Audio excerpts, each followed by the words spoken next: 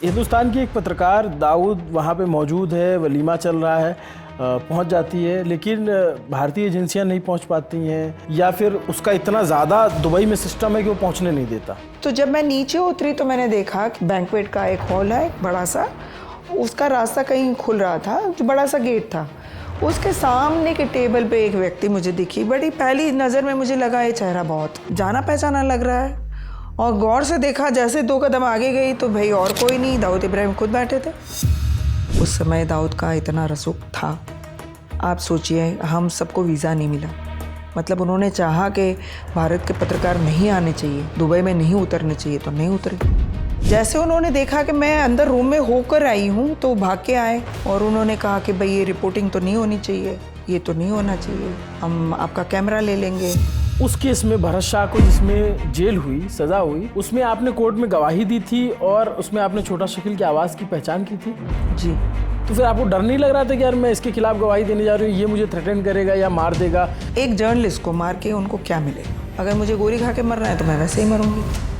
और आप छोटा राजन से तब मिलते हैं जब उसके पेट में गोली घुसी हुई है और वो आईसीयू में एडमिट है। आप वहाँ कैसे पहुँच गई? किसी मुंबई पुलिस के अफसर ने मुझे अपना निजी सोर्स दिया था, सिर्फ एक सोर्स था। दाऊद का जैसे आईएसआई से कनेक्शन, ये सारी बातें तो बाद में सब क्लियर हो पाई, क्या उसका लादेन से भी कोई लेना देना था? उनको पैसे की जरूरत थी अलकायदा को खड़ा करने के लिए, उसामा बिन लादेन को। तो वो पैसे कहाँ से आते? अफगानिस्तान के ड्रग से आते। और वो ड्रग पहुँचाएगा कौन? सारी जो मदद की वो दाऊद इब्राहिम की जो नेटवर्क थी उसने मदद की। लेकिन एक नए जमाने के क्रिमिनल जो ऑफेंडर हैं, जो देश से भगोड़े हुए, नीरव मोदी, मेहुल चौकसी जैसे, वो कायदे से निकले। नीरव मोदी के लिए तो मेरी जानकारी ये भी थी कि वो कुत्ते के समेत निकले हैं। अच्छा, मतलब अपने कुत्ते बिल्लियों को लेकर भी गए हैं विदेश। तो सबको पता है कि वो गए, ये जाने दिया गया। जो भी आप जो भी समझे, पर वो गए, पता था। क्या एनएसए अजीत डोभाल के नेतृत्व में मेहुल चौकसी को किसी दूसरे रास्ते से भारत लाने की कोशिश की गई थी? क्या वो उस रास्ते से बच के निकल गया था? मैं इतना कहती हूँ, हाँ, वो ऑपरेशन फेल हो गया। और दाऊद इब्राहिम भारत से भागने के बाद जो है कभी मीडिया के सामने नहीं आया, कभी बातचीत नहीं की। उसके प्रतिनिधि के तौर पे हमेशा जब भी बात की तो छोटा शकील ने की। अगर डी कंपनी या कॉरपोरेशन है तो शकील उसके सीईओ है। और उस राक्षस का स्वरूप अब बड़ा हो गया, बदल गया है। दाऊद को जितना हम ढूंढ रहे हैं मेरी समझ से आज, उतना वेस्टर्न एजेंसियां ढूंढ रही है। वो भी दाऊद पाकिस्तान उनके में? चेयरमैन है। मेरे सूत्र कहते हैं कि ना शकील पाकिस्तान में है और ना दाऊद पाकिस्तान में है। कोई भी पाकिस्तान में नहीं। कहाँ है ये आपके सूत्र बताते हैं? Brought to you by Sharda University, Sensodyne K and Bajaj Freedom. Where the software engineer meets the cool UI UX designer. The world comes together at Sharda University. 22 जून 2005 की तारीख, दुबई के शेख राशिद रोड पर ग्रैंड हयात होटल, उस hotel में चल रहा है एक आलीशान वलीमा। उस वलीमे की देश भर में चर्चा इसलिए क्योंकि जावेद मियांदाद, पाकिस्तान के पूर्व कप्तान के बेटे का वलीमा चल रहा था। लेकिन चर्चा इसलिए नहीं थी कि जावेद मियांदाद के बेटे का वलीमा था, चर्चा इसलिए थी क्योंकि लड़की जो थी वो दाऊद इब्राहिम की बेटी थी। इंडिया के मोस्ट वांटेड क्रिमिनल, आतंकवादी, जिसको डॉन लोग कहते थे, उसके बेटी की शादी चल रही थी। और उस शादी नहीं, वलीमा चल रहा था। और उस वलीमे में हिंदुस्तान की इकलौती पत्रकार जो वहाँ मौजूद थी, उन्होंने क्या देखा? क्या उनकी ज़ुबानी दाऊद के 20 साल के पुराने चेहरे को आप जानना चाहेंगे? क्या आप उनकी ज़ुबानी ये जानना चाहेंगे कि दाऊद जिसको फिल्मों में दिखाया गया, उसका आकार प्रकार अब कैसा है? और वो जो एक गुंडा, एक अंडरवर्ल्ड डॉन और एक आतंकवादी था, वो उसका स्वरूप कितना ज़्यादा बड़ा हो चुका है, क्योंकि अब वो सिर्फ भारतीय सुरक्षा एजेंसियों के निशाने पर नहीं है, पूरी दुनिया की सुरक्षा एजेंसियां उसे खोज रही है, क्योंकि अब उसने कुछ ऐसा रैकेट फैलाया है जिसके बारे में अभी तक न बताया गया, न दिखाया गया, न सुनाया गया।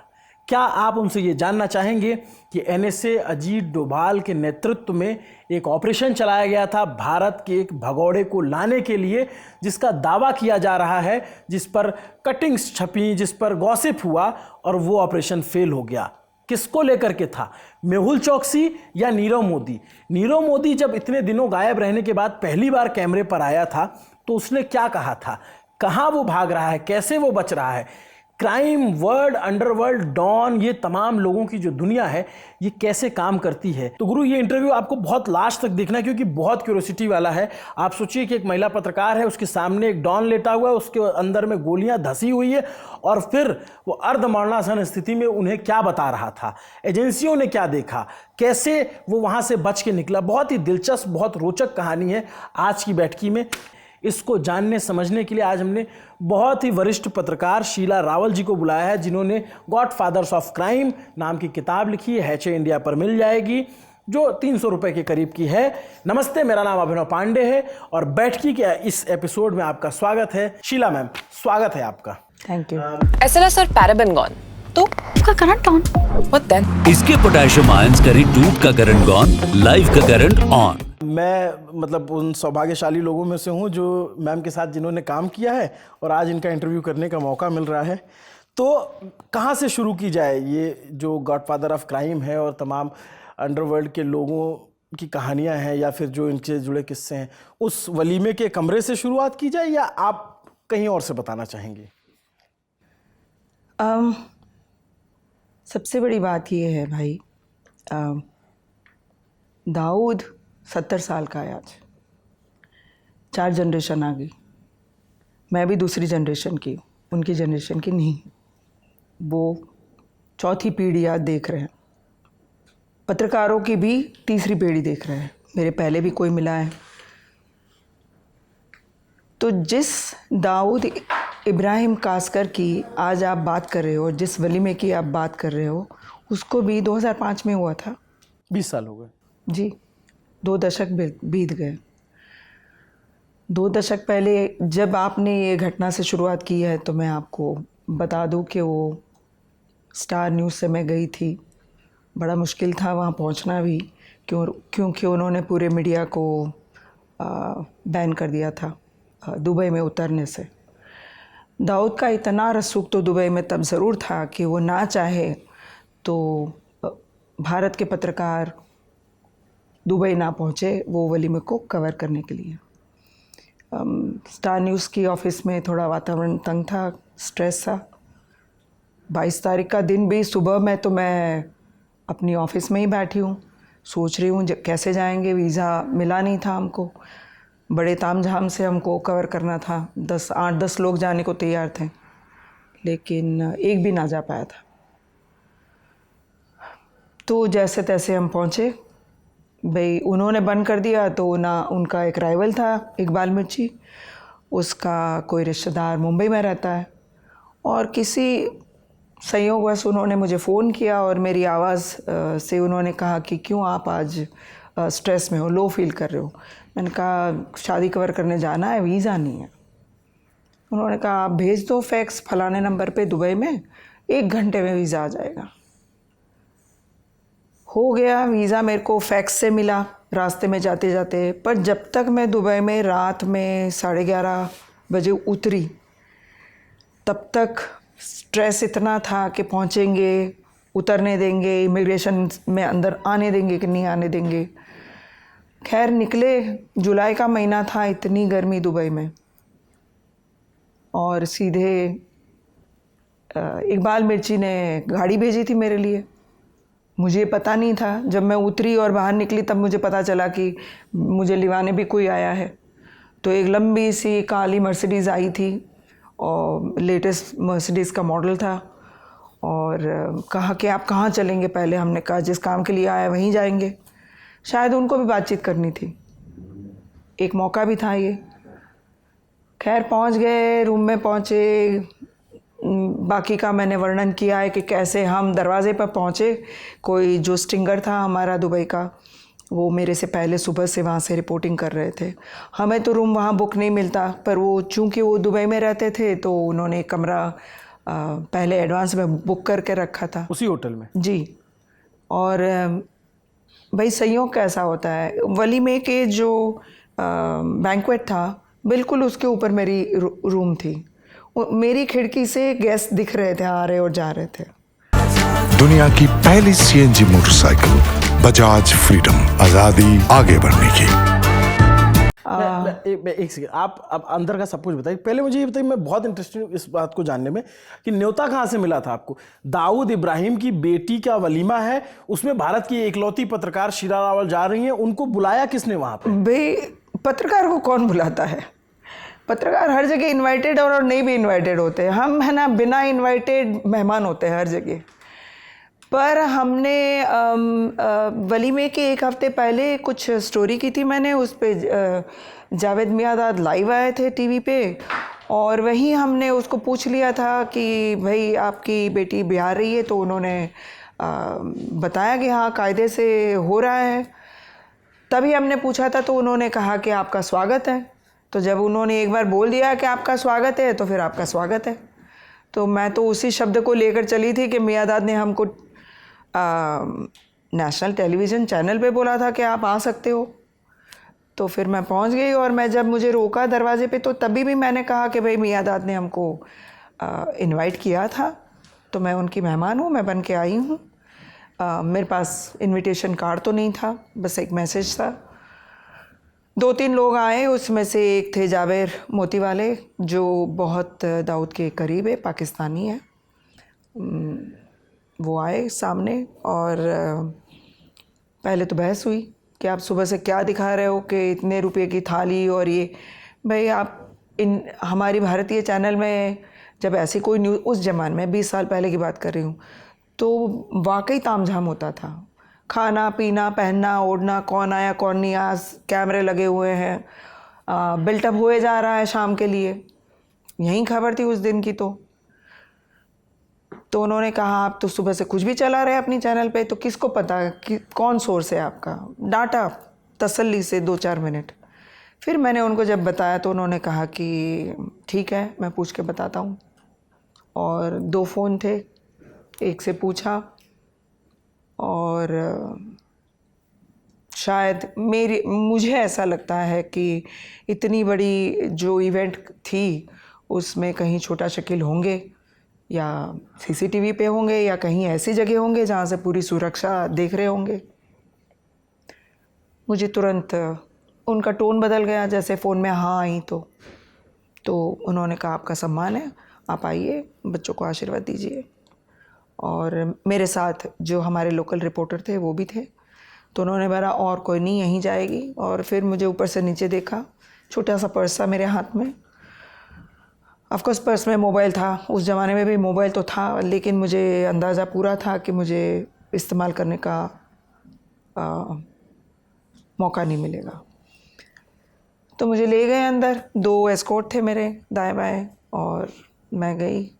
दृश्य मैंने देखा तो भव्य शादी होती है वैसा ही था।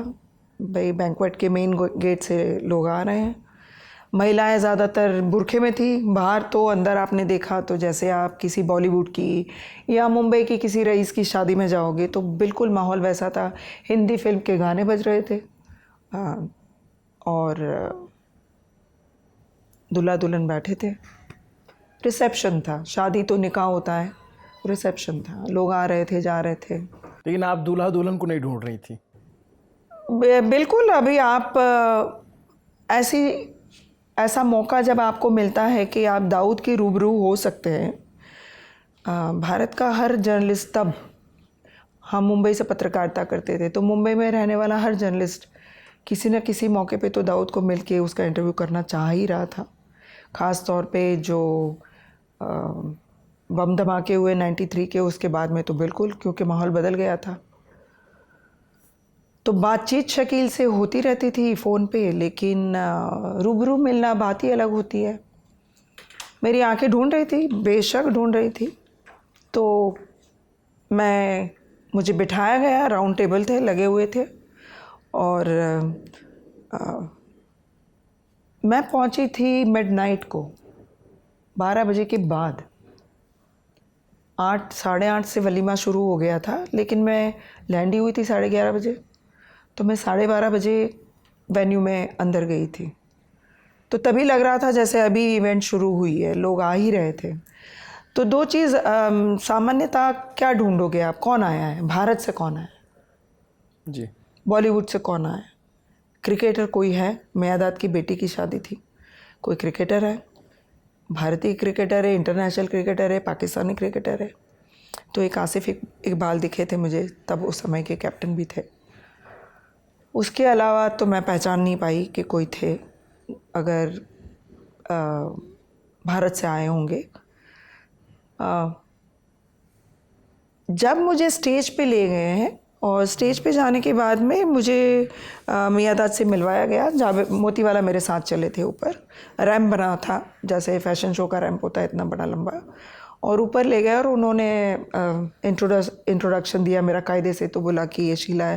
बोले हाँ, हम जानते हैं आपको, इंडिया टुडे में आपके आर्टिकल हमने पढ़े हैं, आप बहुत लंबे समय से लिखते हैं, आपका स्वागत है। मैं और देखिए आप बच्चों को कितने मासूम लग रहे हैं। आप सुबह से जो भारत के चैनल में चल रहा है कि गैंगस्टर ये वो, मतलब कोई भी जब बेटी ब्याहता है या बेटा ब्याहता है तो उसको ये अंडरवर्ल्ड, डॉन, ये सारे शब्द नहीं पसंद आते, क्योंकि तब वो सोचता है कि मैं समाज का बहुत सम्माननीय व्यक्ति हूँ, बड़ा रसूख है मेरा पाकिस्तान में और दुनिया में, भारत का मैं भगोड़ा हूँ। तो जिस तरह से भारत पेश आ रहा था, भगोड़ा नहीं, आतंकवादी। हाँ, भगोड़ा आतंकवादी, हाँ बिल्कुल, भगोड़ा आतंकवादी हूँ। तो उसको इज्जत जिस तरह की वो सोच रहे थे वैसी नहीं थी। तो मुझे कन्विंस करवाने की कोशिश की कि देखो बच्चों को मिलो, कैसे मासूम दिख रहे हैं, इनका क्या कसूर। तो मुझे बीच में बिठाया, दूल्हा दुल्हन के बीच में वीडियो शूट हुई, फ़ोटो हुए। महजबीन थी वहाँ, दाऊद की पत्नी थी, उनके बाकी के बच्चे थे, माहरीन थी, जितने लोग स्टेज पे होते हैं उतने। मियादाद के परिवार से भी लोग थे। शादियां की दाऊद ने? कायदे से तो एक ही। तो सारे परिवार के लोग थे, सबसे मिलाया और फ़ोटो वोटो ली। फिर मैं नीचे आई। 10 मिनट ऊपर करने के बाद में मुझे कहा कि आप खाना खा के जाइएगा। बैठी ज़रूर, बैठना ज़रूरी था, क्योंकि मैं ढूंढ रही थी, मेरी आंखें एक ही व्यक्ति को ढूंढ रही थी। स्वाभाविक है, मुझे लगा शायद छोटा शकील मिले या दाऊद मिले, अनीस इब्राहिम दिख जाए, कोई तो परिवार से दिख जाए। तो जब मैं नीचे उतरी तो मैंने देखा कि बाजू में एक एंटी रूम था, बैंक्वेट का एक हॉल है बड़ा सा, और उसका रास्ता कहीं खुल रहा था, जो बड़ा सा गेट था। उसके सामने के टेबल पे एक व्यक्ति मुझे दिखी। बड़ी पहली नज़र में मुझे लगा ये चेहरा बहुत जाना पहचाना लग रहा है, और गौर से देखा, जैसे 2 कदम आगे गई तो भाई और कोई नहीं, दाऊद इब्राहिम खुद बैठे थे। दाऊद इब्राहिम का चेहरा जैसा हम लोगों ने बिल्कुल देखा कुछ बदला नहीं है। वो शाहजहां वाली फोटो, चश्मा लगाए हुए, वैसे ही बाकी जो भी हमने कहानियाँ देखी है इंडियन टेलीविज़न पे या हमने मीडिया में पढ़ी है, उन्होंने गंजा करवा लिया, मुझे कटवा ली, ये कर दिया, वो कर दिया, वैसा ही है वो। कुछ भी नहीं है। और मेरा मानना है, मेरा तजुर्बा कहता है, जो आदमी बिल्कुल अल्फ़ा मेल की तरह होता है, वो ऐसी चीज़ें, हो सकता है कभी किसी दिन भागने के लिए उनको करना पड़ा हो तो किया हो, लेकिन जब वो पेश आएंगे तो वैसे ही थे। बस इतना था, थोड़े से बीच में से गंजे हो गए थे, बाल तो थे, और उम्र दिख रही थी। 20 साल पहले 50 के तो थे, तो थोड़ी उम्र दिख रही थी। सॉल्ट पेपर थे। फिर पर वही क्या हुआ? बस नज़रें मिली तो हमने दुआ सलाम किए। भाई मैं तो लपक के वहीं जा रही थी तो बाजू के 2 लोगों ने रोक दिया कि अभी नहीं, अभी तो बहुत सारे गेस्ट बैठे हैं, तो ये मौका ठीक नहीं है, आपको हम ज़रूर मिलवाएंगे, बात करवाएंगे वलीमे के बाद। तो फिर भी मैं उतरी, मैंने कहा सिर्फ हेलो तो बोल के मैं आती उस कमरे में। तो वहाँ बैठने की जगह में सारे, मैंने देखा कि जो एंटी चैम्बर में बाकी के लोग बैठे थे मोस्टली जेंट्स थे। पारिवारिक प्रसंग था तो सारे लोग बैठे थे बैंक्वेट में, और वहाँ जो बैठे थे, पर वो सीधे एक टेबल पे नहीं, ऐसे कुर्सी पे बैठे थे, बिल्कुल जैसे कोई बेटी का बाप होता है और रुतबेदार आदमी बैठा है, ऐसे रुतबे से बैठे थे। रात भर इंतज़ार किया, लेकिन आपको पता है टेलीविज़न में कैसी होती है आपकी ज़िंदगी। जब आपने अपनी स्टोरी पा ली, जब पूरा मीडिया कुछ रिपोर्ट कर रहा है, आपने तो अपनी आंखों से वो भी देख लिया कि जो आपको देखने के बाद में वो ब्रेकिंग न्यूज़ है।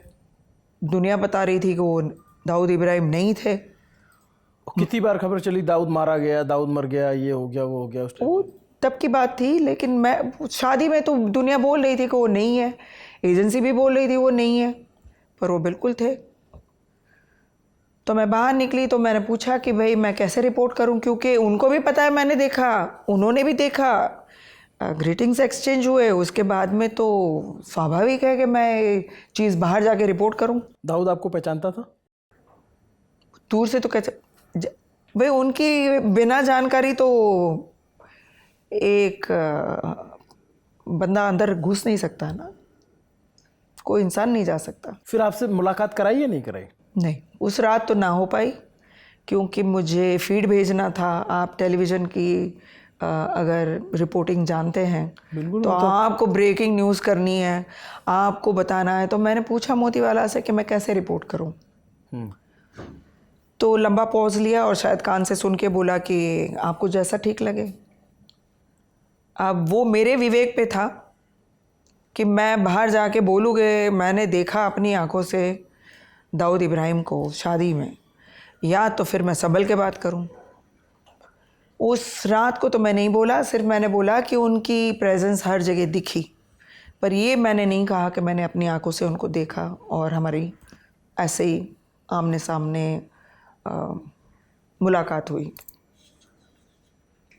मैम ये तो एक चांस लेने वाली बात थी। अगर मैं उस समय पे न्यूज़ तोड़ देती और कैमरे पे जाके मैं ज़ोर ज़ोर से कहती कि इसी वेन्यू में मैंने देखा और है, तो जो आगे का एक बड़ा चांस है वो एक पत्रकार सोचता है कि वो चला जाएगा इंटरव्यू का। हाँ, मतलब कौन सा ऐसा पत्रकार है भारत का कि जो दाऊद इब्राहिम बोले और मिले ना और बात ना करे। तो मेरे लिए बहुत कंफ्यूजिंग कैच-22 वाली सिचुएशन थी कि मैं ये करूं या मैं वो करूं। फिर मैंने उदय शंकर से बात की बाद में कि भाई क्या किया जाए, तो बोले सही है। उदय शंकर उस समय CEO थे स्टार जी, ग्रुप? एडिटर भी थे जी। तो मैंने कहा कि भाई क्या किया जाए। सब ने मिल के तय किया कि जो आप चांस लेना चाहते हो तो ले लो। छोटा शकील भी था वहाँ पे? हाँ, उनको नहीं देखा मैंने। और इंडिया से और लोग कोई किसी को पहचान नहीं जो गया हो? नहीं, मैं जब अंदर थी, जो भी आधा घंटा 1 घंटा मैंने अंदर रही, उस 1 घंटे में तो मैंने लोगों को नहीं देखा। लेकिन जो मैंने आगे किताब में लिखा है कि दूसरे दिन जब मैं बाकी की और पीस टू कैमरा करने गई, अब तो मुझे खबर देनी थी, जो खबर मैंने नहीं दी क्योंकि मैं रात में मिल नहीं पाई। मैं जब वापस फीड करके आई होटल में 3 साढ़े 3 बजे, तो लोग तो थे लेकिन वो नहीं थे। मुझे कहा गया कि दाऊद निकल गए हैं या है नहीं है, तो वो एक मौका था, वो शायद मुझे लगा कि नहीं मिला। तो फिर मुझे दूसरे दिन तो खबर देनी थी जो मैंने पहले दिन नहीं दी थी। फिर हमारे कैमरामैन जो थे वो दुबई के ही थे, लोकल थे, इंडियन थे, और उन्होंने मुझे कहा कि मैंने कल आपको देखा था, मैं वहीं था, मैं वीडियोग्राफी कर रहा था। तो मैं खुश हुई कि इनके पास फुटेज होगा। तो उन्होंने कहा कि नहीं, हमको तो स्ट्रिप सर्च किया था और जिस एजेंसी से हम आए हैं तो पूरा हमको चेक किया और कैमरा भी हमारा नहीं था। ओके। सब कुछ हमें दिया गया था और शूट के बाद हमने सारा सरेंडर करके आना था। तो वो भी मेरे जैसे चश्मदीद थे, उनके पास विजुअल नहीं थे। सिर्फ एक तस्वीर बाहर निकली थी जो दुबई के किसी लोकल डेली में फ्रंट पेज पे छपी थी दूसरे दिन। बहुत फजी थी, किसी ने अपने चुरा के मोबाइल से ली थी। तो वो फजी तस्वीर के अलावा उस शादी का एक भी फ़ोटो बाहर नहीं हुआ है। मैंने ये भी कहा कि आप बेशक दूसरे की ना दो, पर मुझे तो अपनी तो दे दो जो मैंने दूल्हा दुल्हन के साथ। बोले किसी समय दे देंगे आपको। मैंने कहा अपनी तस्वीर तो मुझे चाहिए, मैं नहीं दिखाऊंगी, पर अपने रिकॉर्ड के लिए तो दो आप। नहीं देते। वो तस्वीर होती तो शायद इस किताब के कवर फोटो पे होती। तो बिल्कुल, उस कोई दो राय ही नहीं है उसमें। मैं ये जानना चाहता हूँ कि हिंदुस्तान की एक पत्रकार दाऊद वहाँ पे मौजूद है, वलीमा चल रहा है, पहुँच जाती है, लेकिन भारतीय एजेंसियाँ नहीं पहुँच पाती हैं और तमाम लोग जो हमारे सुरक्षा दस्ता हैं, या फिर उसका इतना ज़्यादा दुबई में सिस्टम है कि वो पहुंचने नहीं देता। जो आपने आखिरी बात कही वो सही है। उस समय दाऊद का इतना रसूख था। आप सोचिए, हम सबको वीज़ा नहीं मिला, मतलब उन्होंने चाहा कि भारत के पत्रकार नहीं आने चाहिए, दुबई में नहीं उतरने चाहिए, तो नहीं उतरे। और हयात में मुझे बाद में पता चला कि उनकी पार्टनरशिप थी उस होटल में, जिस होटल में ये वलीमा था। अच्छा। और वो उनकी जो को ओनर थी वो वहाँ की रॉयल्टी थी, रॉयल परिवार का एक सदस्य की ये पार्टनरशिप में ये होटल थी। और एक बाद में बहुत साल, 10 साल 15 साल बाद में मुझे पता चला किसी मौलवी से, हिंदुस्तान से, कि दाऊद एक समय पे उसी दौरान दुबई के गोल्ड एक्सचेंज में दाम खोलते थे। फाइनेंशियल एक्सचेंज में उनका दबदबा था। ये बात मैंने बाद में, मतलब सोने का रेट तय कर देता था। जी। एक मुझे आप सोचिए, एक स्मगलर जो 17-18 साल का, जिसने आपने फिल्मों में देखा है, बड़ी सारी आपने हिंदी फिल्मों में देखा है स्मगलिंग कैसे होती थी उस ज़माने में, और बंदरगाह पे चोरी कैसे होती थी, बिस्किट कैसे आते थे, वो सब आपने देखा है। शायद ऐसा ही कुछ दाऊद करके, स्मगलिंग करके यहाँ तक पहुँचे। तो जो कभी स्मगलिंग का माल यहाँ से वहाँ करता था, सेठ लोगों को पहुँचाता था, वो आज गोल्ड के दाम वहाँ खोल रहा है। तो उन्होंने काफ़ी लंबा पीएचडी की उस चीज़ में। मैम, मैं अब थोड़ा सा बहुत पीछे जा कर के शुरुआत करूँगा, लेकिन मुझे तो एक चीज़ बड़ी अटपटी लगती है। जैसे बतौर पत्रकार हम जैसे कहते हैं कि दाऊद इब्राहिम है या था, आप जब कहती हैं तो हैं या वो ये ऐसा करते थे, थोड़ा सा अटपटा सा नहीं लगता कि यार सम्मान दे रहे हैं एक ऐसे आदमी को जो आतंकवादी है, देश के खिलाफ? एक बात बताएं आपको, तहजीब हमारी है, अगले बंदे की नहीं है। मैं किसी के भी बारे में बात करूं तो मैं तू तड़ाक से बात करती ही नहीं जी। तो जो तहजीब, जब हम किसी का जिक्र करते हैं और या मैं उसके तू तड़ाक करके बात कर भी लूं, क्या हासिल होगा मुझे? मतलब ये तो कभी मुझे थोड़ी सी बेतुकी बात लगती है जब कहते हैं आप शकील भाई बोलते हो। भाई हम मेहुल भाई बोलते हैं। भाई मैं गुजरात से हूँ और हमारी तहजीब में हर पुरुष के आगे भाई लगता है, हर स्त्री के आगे बहन लगता है। तो आप किस ज़बान में बात करते हो, आप कैसे किसी को बुलाते हो, वो अगले के सम्मान के साथ कैसे जोड़ना, आप अपना सम्मान बनाए रखते हो ना। जब आप किसी को तहजीब से बुलाते हो तो अपने सम्मान से। अब वो टेररिस्ट है और वो गली का गुंडा है, आप जो भी बात करोगे वो बात उतनी है। मेरा कंटेम्प्ट है तो मैं भाषा से दिखाऊं, गाली गलौज करके दिखाऊं? जी खैर मैम, मैं ये उस शादी में तो एकदम आपका जो इतना लंबा चौड़ा करियर है उसका एक बहुत छोटा सा सिरा है। मैं ये जानना चाहता हूँ बतौर जर्नलिस्ट कैसे ये, और आपका बहुत, आप कितने साल से आप ये कवर कर रही हैं, इंडिया टुडे में बहुत लंबे वक्त रही हैं, एबीपी न्यूज़ में, और उससे पहले भी आपने रिपोर्टिंग की, अंडरवर्ल्ड को देखा, मुझे इन्वेस्टिगेटिव जर्नलिज्म में तीन दशक हो गए से ज़्यादा टाइम हो गया। ये थोड़ा मुश्किल नहीं था उस ज़माने को लेकर? आज भी हम देखते हैं तो बड़ी कमी है, और उस ज़माने में तो बहुत ही रेयर रहा होगा कि कोई महिला जो है वो क्राइम कवर कर रही है और इन्वेस्टिगेशन कवर कर रही है, आतंकवाद, मनी लॉन्ड्रिंग, हवाला, गोलीबारी, खून खराबा, तमाम जिनको नाम लेकर के आदमी पहले डर जाते थे, जिनके नाम से पूरा बॉलीवुड कांपता था, अनीस इब्राहिम, दाऊद इब्राहिम, छोटा शकील, अबू सलेम, छोटा राजन, इनसे आप डायरेक्ट संवाद रखती थी, आप इनसे डायरेक्ट बात रखती थी। आप छोटा शकील से आपकी फ़ोन पे बात होती थी, छोटा राजन से आप अस्पताल में मिलने चली जाती। ये तमाम किस्से हैं, मैं इस पे आऊँगा, लेकिन ये प्रोसेस कहाँ से शुरू हुआ? सबसे पहले मैं जिस डॉन से मिली थी वो अरुण गवली थे जी। मैं 90s की बात कर रही हूँ। मैं मतलब रिपोर्टर ही थी, अभी शुरुआत की थी। कौन से ईयर में आपने जर्नलिज्म शुरू किया था? मैं जब मेरा MA पार्ट 1 कर रही थी 88 में, तब से। मतलब मैं जब MA कर रही थी, न्यूज़ रूम में बहुत सारे लोग पैदा नहीं हुए थे तब। मैं जब न्यूज़ रूम बहुत यंग है जी, तो दिल से अभी भी मैं यंग हूँ। अरे नहीं, आप हैं।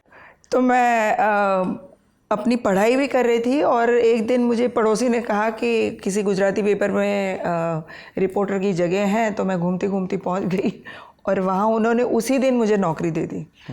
तो मैंने अपनी पढ़ाई भी की एक तरफ और दूसरी तरफ मैंने पत्रकारिता शुरू की थी। तो मैंने गुजराती से शुरू किया था। और क्राइम कब से कवर करने लग गई? जो प्रॉपर अंडरवेयर बोल रहे हैं वो तो मैंने इंडिया टुडे में आके शुरुआत की, पर उसके पहले एक बार मैं गवली से मिलने गई थी। एक इंडियन एक्सप्रेस का गुजराती अखबार आता था समकालीन, तो चूंकि मैं टाइम्स ऑफ इंडिया के एक मैगज़ीन में काम करती थी, तो वहाँ मुझे छूट थी कि आप गुजराती में कुछ भी कर सकती हैं, दूसरी आप कॉम्पिटिटिव मैगज़ीन के लिए काम नहीं कर सकती। तो तब मैं गवली के घर गई, दगड़ी चाल गई और अकेली थी उस दिन। तो पता नहीं कैमरामैन आया नहीं मेरे साथ, पर मैं चाल पे पहुंच गई, हमें वहाँ मिलना था।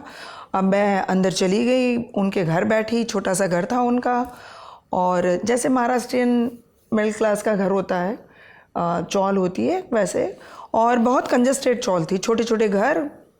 पर सबसे पहले 2 हट्टी कट्टी मराठी औरतें आई और उसने मुझे ऊपर से नीचे चेक किया, मेरा पर्स सारा खोल खोल के देखा कि मैं क्या लेकर अंदर जा रही हूँ। तो चेकिंग वहाँ की जो लोकल महिलाएं रहती थी उनके अड़ोस पड़ोस में उन्होंने ही की। उसके बाद उनके घर गई और बात करते करते उन्होंने मैंने कहीं पढ़ा था कि उन्हें एक खुफिया रास्ता बनाया अपने घर से कि बाहर पुलिस आई अगर दगड़ी चौल के, तो आप कहीं से भाग सकते हो, और वो खुफिया रास्ता बनाया था। तो मैंने सवाल पूछ लिया और जब जैसे ही सवाल पूछा तो उन्होंने कहा ज़रा उठो। तो मुझे लगा बस मुझे भगा देंगे अभी बाहर, गलत सवाल पूछ लिया। बैठी हूँ किसी सोफे जैसे पे, वो बोले आप उठो। मैं उठी क्योंकि वो कह रहे हैं अपने घर में कि उठो, तो उठी तो उन्होंने क्या किया, उस सोफे का ढक्कन खोला। मैं जहाँ बैठी थी वो ढक्कन खोला, उसके नीचे मैंने देखा सीढ़ियाँ थी। मैं जहाँ बैठी थी उसके नीचे सीढ़ियाँ थी। तो अगर उनको पता चला कि पुलिस पकड़ने बाहर आई है तो सीढ़ियाँ से नीचे उतर के वहाँ से भाग जाएंगे। ये मेरा पहला अनुभव था। आप को अगर उस ज़माने का कोई भी इतिहास पता है, आपने बोला जनरेशन अलग हो गई है, तो आपको पता होगा कि उस ज़माने में गैंग वॉर बहुत तेज चल रहे थे। और अरुण गवली का तो अपने आप में एक टेरर हुआ करता था, वो दाऊद से उस अपने एरिया के सब अपने अपने एरिया के छोटे छोटे डॉन थे। जैसे रजवाड़े होते, उनकी भी एक सियासत होती है, वैसे ही कि अपना एरिया, उसमें जुआ, उसमें दारू, उसमें जो भी इलीगल काम होता था उस ज़माने का, उसमें वो माहिर। किसी का एक्सटॉर्शन, जगह खाली करवानी है, आप कुछ भी काम करवा लो, तो वो उस ज़माने के उस एरिया के, तो मुंबई के एरिया बटे हुए थे तब के। पर आज मैं एक बात कहना चाहती हूँ, आपका जो क्यूरियोसिटी है, जो आप मुझे पूछ रहे हो, वो स्वाभाविक है। बहुत फिल्मों में आप देख चुके हो, जो सच है नहीं है वो भी आप देख चुके हो, ग्लोरिफिकेशन देख चुके हो, ड्रामेटाइजेशन देख रहे हो। लेकिन मैं अपने इतने लंबे तजुर्बे के साथ ये आपको आज कह रही हूँ, जो भारतीय मीडिया जिक्र नहीं करता, ना पकड़ पाया। दाऊद इब्राहिम से लेकर अरुण गवली और आप जितने भी नाम ले लो, छोटा राजन से, ये सब मुंबई के एक गरीब तबके से आने वाले युवा थे उस ज़माने के। तब मुंबई में टेक्सटाइल मिल का, बहुत सारे टेक्सटाइल मिल थी और सेठ लोग हुआ करते थे।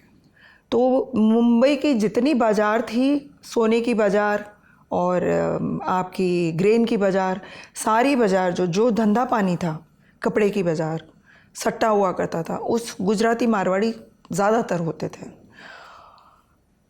और ये दाऊद को दाऊद बनाने वाले, राजन को राजन बनाने वाले, गवली को गवली बनाने वाले, वो सारे लोग कौन थे? सेठ लोग। बिल्कुल। जो किताब में भी आपने लिखा कि हड़ताल हुई और 1500 लोग जो है, बिल्कुल। अरुण गवली नहीं बनता अगर टेक्सटाइल मिल में यूनियनबाजी ना होती, यूनियन पॉलिटिक्स ना होता, और यूनियन को सेटल करने के लिए सेठ लोगों ने अगर उनका उपयोग ना किया होता, तो आज वो जो है वो नहीं होते। वो एक इतिहास है भाई, अनपढ़ और जवान और नौकरी नहीं, तो आप क्या करोगे? वहाँ से शुरुआत हुई। दाऊद के लिए भी, इकबाल मिर्ची के लिए भी, आप जो नाम लो, मिर्ची की दुकान थी सब्जी मंडी में, एक छोटी सी दुकान थी, वो मिर्ची बेचा करते थे इसलिए मिर्ची बोलते उसको। वो मेमन थे। आज मैं आपको ये इतिहास में इसलिए ले जा रही हूँ कि डॉन को डॉन बनाने वाले लोग जो हैं वो तब भी थे, आज भी है। बस 30 साल 35 साल के बाद में या 40 साल के बाद में उसका आयाम बदल गया, डिमेंशन बदल गया है। तब मुंबई के सेठ लोग थे, ट्रेडर थे, और आज जो है वो जिसको आप डीप स्टेट बोलते हो वो है। कभी चोरी करने वाला, स्मगलिंग करने वाला दाऊद इब्राहिम, या आप जिसका भी नाम ले रहे हो, अभी छोटा राजन से लेके अबू सालेम ड्राइवर था, वो सब्जी मंडी में काम करता था, ये बेकार टेक्सटाइल मिल में काम करता था गवली, रमा नाइक, आप किसी की भी बात ले लो, वरद राजन, हाजी मस्तान, आप किसी की भी बात ले लो, अश्विन नाइक जी पढ़ा लिखा था, इंजीनियर था, लेकिन वो मराठी बहुल एरिया में रहता था, वहाँ पॉलिटिक्स टेक्सटाइल मिल के यूनियन की थी। खैर परिस्थितियाँ जो भी रही हो, जिन सब परिस्थितियों से ये लोग निकले, उससे हम इस बात को जस्टिफाई नहीं कर सकते जिन्होंने ये जो किया। नहीं, मैं कहती हूँ अभी जो आपने मुझे बात कही कि आप किसी को आप कैसे कैसे बुला सकते हो, वो टेररिस्ट है। सईद अंसारी जो अभी आज तक के एंकर है, स्टार न्यूज़ में हुआ करते थे, एक दिन शाम को छोटा शकील पे कोई स्टोरी चली थी, और उसके बाद में मुझे फ़ोन आया कि ये सईद का नंबर चाहिए। मैंने कहा क्या हुआ? बोले नहीं, आपसे बात नहीं करनी, सईद से बात करनी है, सईद का नंबर चाहिए। वो स्क्रिप्ट थी, जो स्टोरी चली उसमें लिखा था कि वो गली का गुंडा, वो चोर, शर्ट के 2 बटन खुले, और बहुत सारे विशेषण लगे थे उनके साथ। तो उसने कहा कि आप उसका नंबर दो। क्या बदतमीज़ी करके बात कर रहा है, और मैं बात करूँगा। मैंने कहा वो तो न्यूज़ पढ़ता है, वो स्क्रिप्ट नहीं लिखता है, और आपको अगर जो मैसेज पहुँचाना है मैं पहुँचा दूँगी। अगर ये स्क्रिप्ट चली, दूसरी बार ये स्टोरी चली और इसी अंदाज में चली, तो फिर मैं आपको फ़ोन नहीं करूँगा, आप मुझे फ़ोन करेंगे। अब सीधी धमकी थी, तो मैंने न्यूज़ रूम में सबको बता दिया कि आपको जो लिखना है आरोप सारे लगाओ, लेकिन ये शर्ट के 2 बटन और उनको भाई डॉन आपत्ति ले रहा है इस बात से, तो आप देख लो। और धमकी भी आई है। 2 हमारे एडिटर थे, तो उन्होंने, एक ने कहा मैं तो फ़ोन ही नहीं लूँगा, मेरा तो सेक्रेटरी लेता है, दूसरे ने कहा मैं फ़ोन ऑफ कर दूँगा। वापस चली, दूसरे दिन भी सुबह में चली, और फिर वापस फ़ोन आया, तो सिलसिला चला। और देखिए एक बात ऐसी है, जो क्रिमिनल है वो तो है, और वो जिस तरह से सोचते हैं वो उसी तरह से सोचते हैं। अब किसी दिन किसी की टांग टूट जाए जाते आते, बोले मेरा गुर्गा देख लेगा उसको। अब मैं मानूँ तो धमकी है, ना मानूँ तो नहीं है। पर एक पत्रकार इतना अफोर्ड नहीं कर सकता कि आप 2 शब्दों की वजह से किसी की जान, किसी की टांग के लिए रिस्क ले लो। वैसे दर्शकों की जानकारी के लिए बता दें कि तब ये जब फ़ोन कॉल आते थे तो सिर्फ ये धमकी नहीं होती थी, एक्चुअल में वो जानलेवा बात होती थी। क्योंकि फिर जिस तरीके से गुलशन कुमार की हत्या होती है, फिर जिस तरीके से राकेश रोशन पर गोलियां चलती हैं, इन सब को हमने देखा है कि ऐसे ही फ़ोन कॉल्स आए और उन फ़ोन कॉल्स को इन्होंने इग्नोर किया, और उसके तब हमारी पुलिस फोर्स इतनी मजबूती से उनका सामना नहीं कर पा रही थी। बाद में तो सबको इनकाउंटर किया गया, मारा गया, सफाई हुई, लेकिन वो थ्रेट तो हमेशा बने ही रहते थे। खैर अपन ये बात कर रहे थे मैम कि फिर जो आपने ये इन लोगों से बातचीत कब शुरू हुई, मतलब आप अरुण गवली से तो मिल ली, लेकिन सबसे पहली बार मैंने छोटा शकील से फ़ोन पे बात की थी। उसका फ़ोन आया, आपने किया? मैंने किया था। कौन सा साल था? 94 के बाद ही था, इंडिया टुडे से किया था मैंने। तब एक सिटिंग सेशन कोर्ट के जज का मामला चल रहा था, और उन पे आरोप थे कि उन्होंने अपने पैसे निकलवाने के लिए छोटा शकील को फ़ोन किया। JW सिंह जी, उन्होंने फ़ोन किया था, ऐसा पुलिस का आरोप था, केस लग चुका था। वो थे तब जज पद से हटाए नहीं गए थे, तो ये आरोप लग चुका था। अब जब भी पुलिस उस कोर्ट में जाती तो बड़े जलील करके वो पुलिस को भेज देते हैं। तो तब के कोई एसीपी थे, वो बड़े गुस्सा थे कि एक तो ये ऐसा काम करते हैं, ऊपर से हर केस में पुलिस को जलील करते हैं। उन्होंने मुझे नंबर दे दिया कि जिस नंबर से JW सिंह ने बात करी है छोटा शकील से, वही नंबर मुझे दे दिया उन्होंने कि ये छोटा शकील का नंबर है। और मैंने फ़ोन किया शाम को, तो मुझे बताया गया कि आप अगले दिन उसी टाइम पे फ़ोन करना। शाम के 7 बजे थे, 24 घंटे में। बोले भाई है तो आज नहीं बात करेंगे, कल आप 7 बजे फ़ोन करना। अगले दिन फ़ोन करने को कहा। मैं इंतज़ार कर रही हूँ दूसरे दिन, और मुझे क्राइम ब्रांच के किसी अधिकारी ने बताया कि भाई तेरे बारे में छानबीन हो रही है कि तू कौन है, कहाँ करती है, क्या काम करती है, सारा तेरा चिट्ठा खुल रहा है भाई के पास। और दूसरे दिन जब मैंने फ़ोन किया तो उन्होंने मतलब फ़ोन पे कोई आया और छोटा शकील फ़ोन पे आए, मेरी बातचीत हुई। पहला इंटरव्यू था मेरा JW सिंह के केस के बारे में। फ़ोन पे इंटरव्यू किया आपने? जी।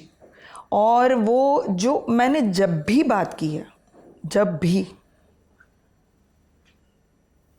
2, 3, 4 दर्जन बार बात की होगी अपनी पूरी करियर में। मैंने तो अपने सामने ABP न्यूज़ में देखा था, आप फ़ोन करती थी, आप बात करती जी, थी। जब भी बात करी है वो छापने के लिए, पब्लिश करने के लिए की है। कोई बातचीत ऐसी नहीं है कि बातचीत करने के बाद छपी ना हो।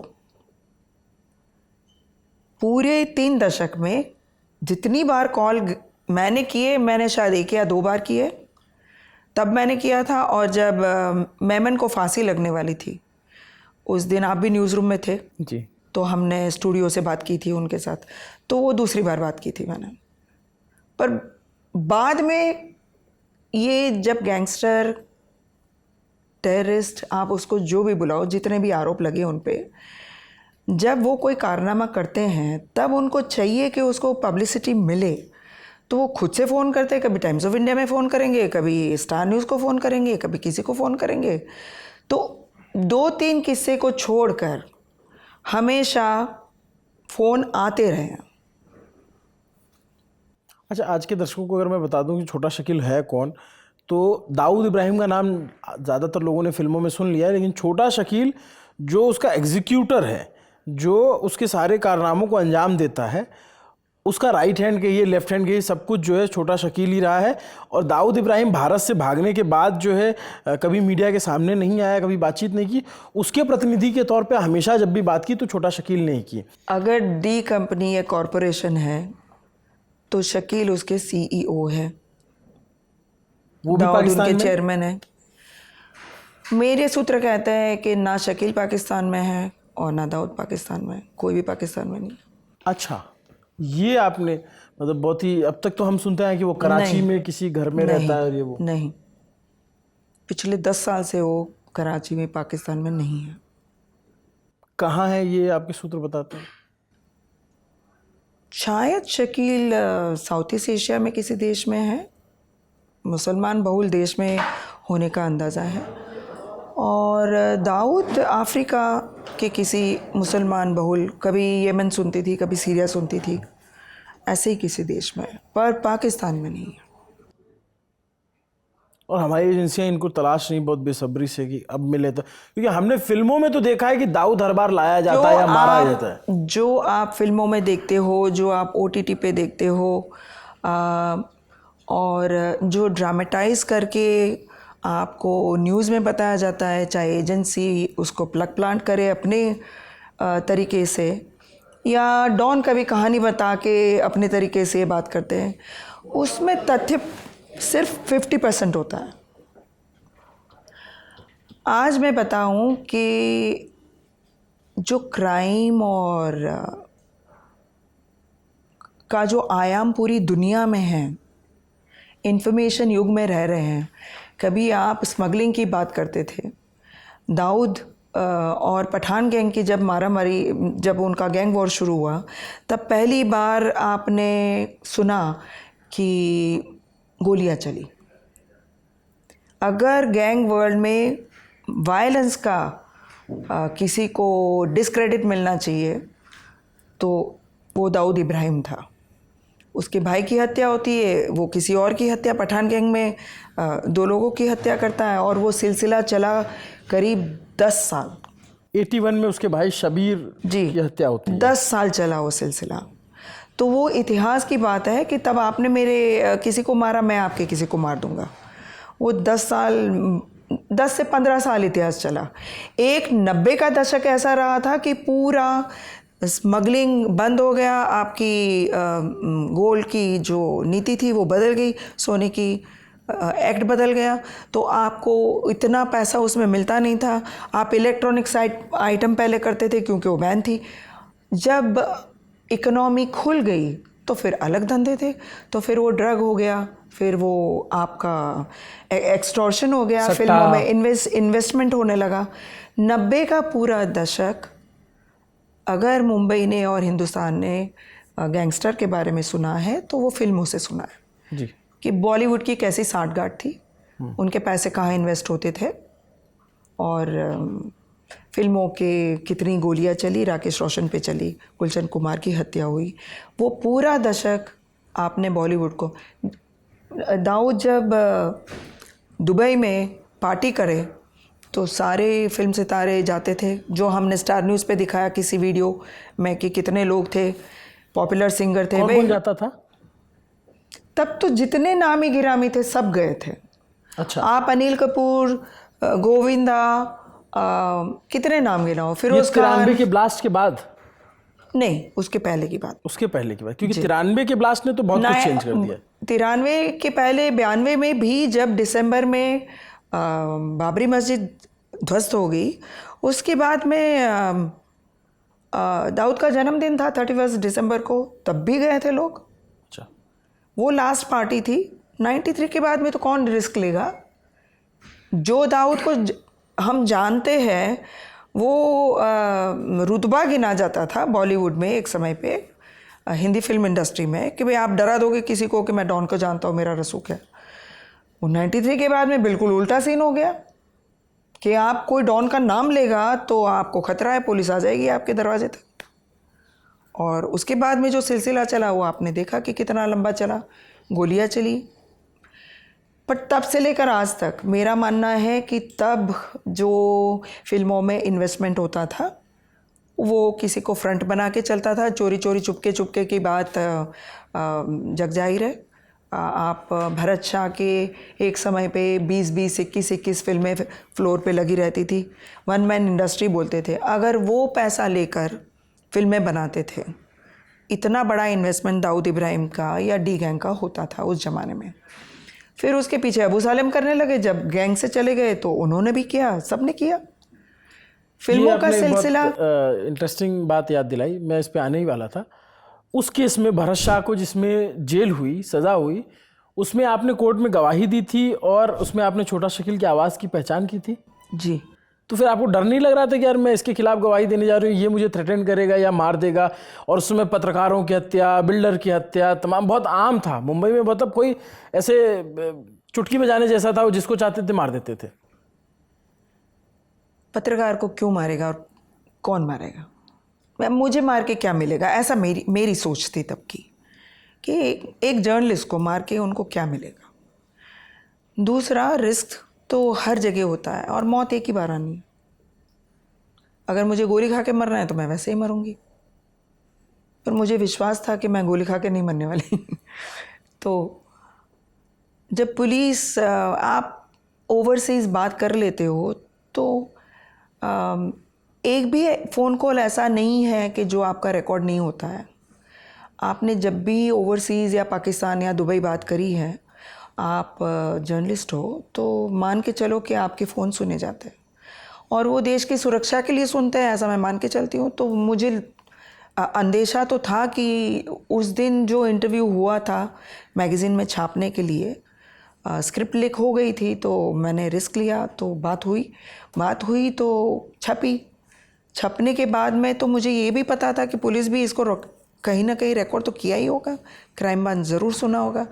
और डॉन को भी पता, सारे जितने लोगों से मैं बात करती रही हूँ उनको भी पता है कि ये जो खुली लाइन पे कन्वर्सेशन होता है वो कायदे से देश की सारी एजेंसी, एक नहीं सारी एजेंसियाँ सुनती हैं।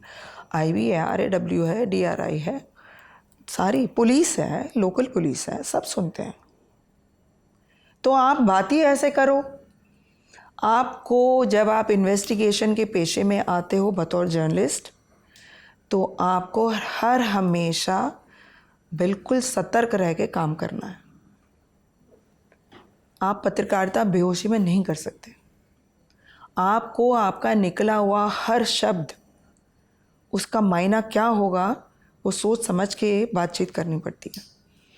क्योंकि पत्रकार भी गए हैं जेल में और पत्रकार की हत्या भी हुई है। तो अगर आपने ऐसा कुछ भी किया जो आप पत्रकार है उसके दायरे में नहीं आता है, तो या तो आप पुलिस आपको जेल में डालेगी या आपको डॉन कोई गोली मार देगा, जैसे GD के साथ हुआ। जी नहीं तो इस केस में आपने गवाही दी, भरत शाह को सजा हुई। जी, तो वो स्टोरी बड़ी अच्छी इंडिया टुडे के कवर पे आई, आपको एक्सक्लूसिव मिला, एक बात अलग होती है। और मैं अमेरिका थी तब, मेरा परिवार रहता है तो मैं मिलने गई थी। मैं 1 महीने की छुट्टी पे थी ये स्टोरी करने के बाद में। तो मुझे मेरे कलीग का फ़ोन आया इंडिया टुडे से कि कोर्ट का समन आया है, तलाशी ली जाएगी ऑफिस की। और मुझे DCP ने पूछा था कि भाई आप जब फ़ोन करते हो तो आप रिकॉर्ड करते हो? कभी रिकॉर्ड करते थे, कभी नहीं करते थे, जैसा मौका। तो मैंने बोला हाँ। बोले कहाँ होता है? मैंने कहा वो तो कंपनी के आर्काइव में जाएगा जो भी रिकॉर्डिंग होगी। तो हमें समन्स आया कोर्ट से, MCOCA कोर्ट से, कि आपकी तलाश होगी और वो टेप जो आपने रखी है अंडरवर्ल्ड से बात करने वाली, वो सब आप कोर्ट को सरेंडर करें। तो कायदे से मेरा लॉकर खोला गया, मेरा वहाँ से जो भी सामान उनको लगा उनके काम का था, उसका पंचनामा हुआ ऑफिस में और वो ले गए। अब अगर सबूत चले गए हैं, वो कन्वर्सेशन के नहीं, पिछले भी कोई, अगर एक भी सबूत चला गया है तो फिर कोर्ट में मुझे पब्लिक प्रोसिक्यूटर ने गवाह बनाया, क्योंकि आपने बात की है, आप आवाज़ पहचानते हो तो आप पहचानोगे। मैं जब मेरा नाम मैंने देखा गवाह के तौर पे, तो मैं मुंबई पुलिस से बड़ी नाराज़ हुई थी। जो पुलिस आपको सोर्स समझती है, आपका उपयोग करती है, आप पुलिस का उपयोग करती है प्रोफेशनल, मुझे लगा कि आज के बाद मुझे कभी ये दरवाजे मेरे लिए बंद हो गए। अब छोटा शकील आपको इंटरव्यू नहीं कोई देगा। भी नहीं देगा। छोटा शकील क्यों? कोई भी नहीं देगा। क्यों छोटा देगा? राजन, कोई भी नहीं देगा, क्योंकि विश्वास की बात होती है। अब आप पुलिस के बगल में जाके खड़े रह जाओगे तो स्वाभाविक है कि वो नहीं बोलेंगे आपसे।